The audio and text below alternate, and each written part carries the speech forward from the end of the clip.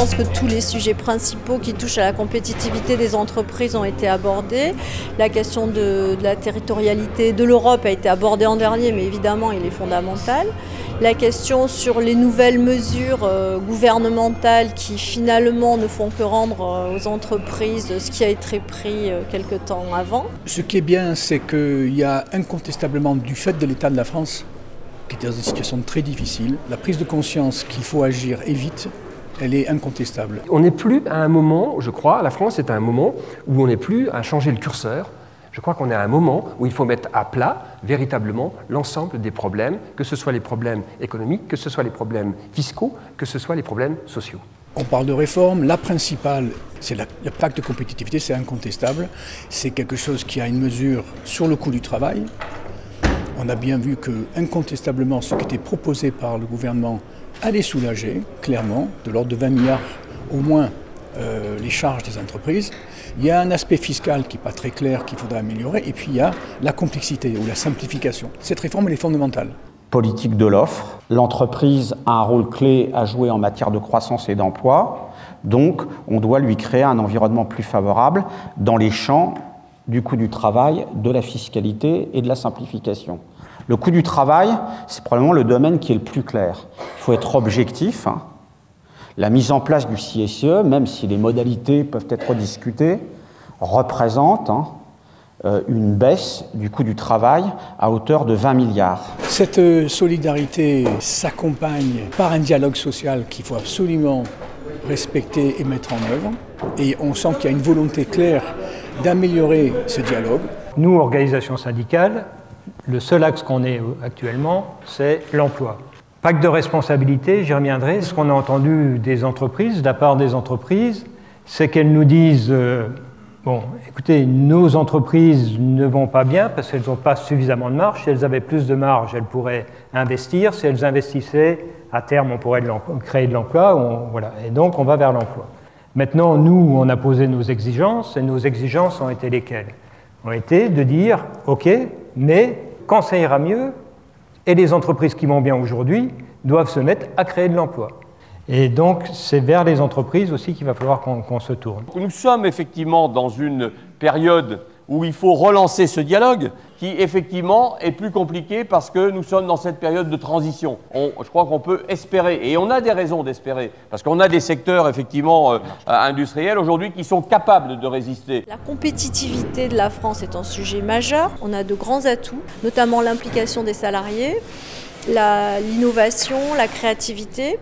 Le crédit d'impôt recherche, c'est une mesure phare qui permet quand même aussi à la France de se faire remarquer à l'international. On a des bons chercheurs et cette mesure qui perdure dans le temps, c'est un vrai point fort. En effet, nous avons tous les jours à travailler, à prouver même 2 fois plus au sein de groupes internationaux notre capacité à aller plus loin, à être compétitif, parce que l'environnement concurrentiel reste extrêmement important. Et si le site sur lequel nous sommes basés a pu bénéficier de soutien de certaines collectivités locales, il n'en reste pas moins que ça reste aujourd'hui, dans l'environnement économique actuel, toujours difficile de garder une compétitivité, un intérêt au sein d'un groupe international et également de faire comprendre à nos actionnaires, à notre management, les spécificités de l'administration française. Simplifions les choses. Donnons un cadre légal. Le cadre légal, c'est, vous l'avez dit, les 35 heures, c'est ou je ne sais, enfin, il y a un certain nombre de choses à mettre dans un cadre légal. Et ensuite, les normes, elles sont au niveau de l'entreprise. Or là, on ajoute les normes au cadre légal et dans le niveau. Et au niveau européen, nous sommes encore plus forts puisque nous prenons les normes européennes et nous ajoutons des normes françaises aux normes européennes. Le poids très important en fait, de la réglementation des produits dans le processus d'innovation, dans le processus de développement des produits. Et ce poids, on n'insiste pas suffisamment dessus, sachant que ces 10-15 dernières années, c'est devenu un élément majeur et surtout un consommateur de ressources techniques très important pour nos entreprises. Ça a eu des effets bénéfiques dans le sens où les réglementations européennes se sont rationalisées, se sont homogénéisées et aujourd'hui quand on développe un produit pour la France ou pour l'Angleterre ou pour l'Allemagne, en fait ce produit peut être vendu dans l'ensemble de l'Europe. En revanche, ce qui lui fait perdre du temps aujourd'hui, c'est que À ces réglementations européennes se rajoutent des réglementations franco-françaises. Alors on a parlé de nanotechnologie, on a parlé de l'interdiction du BPA, et ça force les entreprises françaises ou les entreprises qui fabriquent en France à développer des stratégies particulières pour faire face à ces réglementations. Et là, il y a un véritable décalage en termes de compétitivité qui s'instaure, puisque le développement d'un produit va prendre du retard, le développement commercial va prendre du retard, et tous les projets qu'on a avec nos clients prennent du retard. On sent très bien que, quelles que soient les positions des uns ou des autres, on a des points de convergence qui sont très forts.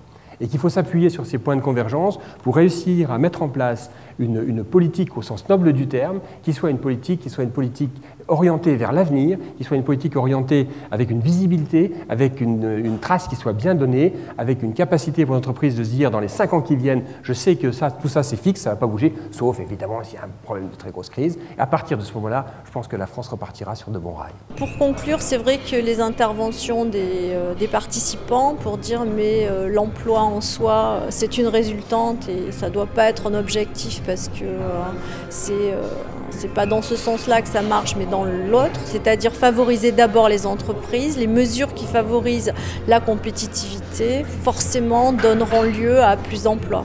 Et ça, je crois que c'était majeur de le souligner. Et finalement, tout le monde était d'accord. Donc, ça a permis de terminer sur une note positive.